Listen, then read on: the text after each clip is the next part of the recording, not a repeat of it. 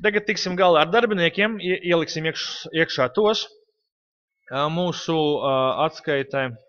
Un līdz ar to šoreiz sāksim ar from file, from text, jo man ir tikai viens fails, kurā man būtu jātiek klāt.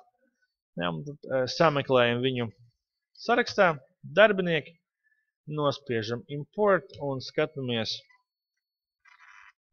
kas mums šeit notiekās. Nu, kā jūs redzat, šeit problēma mums it kā nebūtu jābūt. Nospiežam edit, ļoti vienkārša tabula.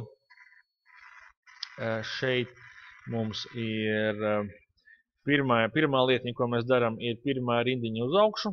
Use first row as headers, kā parasti. Tālāk ir jānomaina datu tipi, kur tas ir nepieciešams. Un kā jūs redzat, šeit mums ir dzimšanas datums un šeit mums ir dienas likme. Un ja mēs šeit nomainīsim uz date, mēs dabūsim kaut ar kļūdām, jo noformējums nesakrīt ar manu.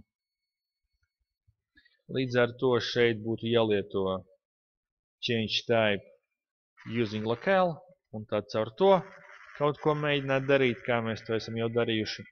Mēs šeit ir date.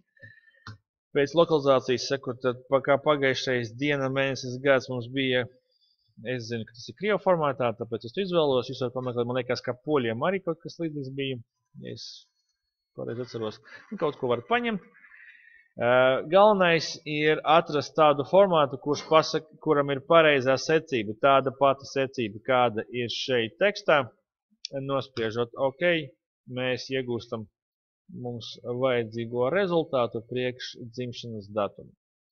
Nu, un, protams, ja es tagad pateikšu, ka dienas likme ir decimal number vai vēl labāk currency, ja, tad šeit mēs arī iebrauksim auzās, jo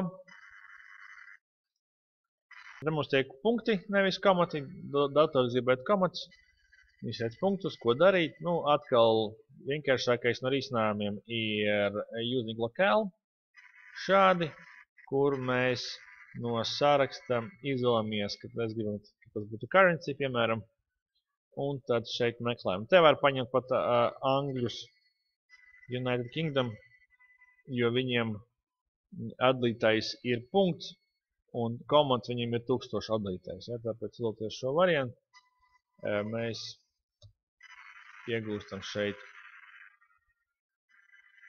pareizos skaitļus. Nu, pabeigsim visu ar Q burtiņu priekšā queryiem un close and load to only create connection load.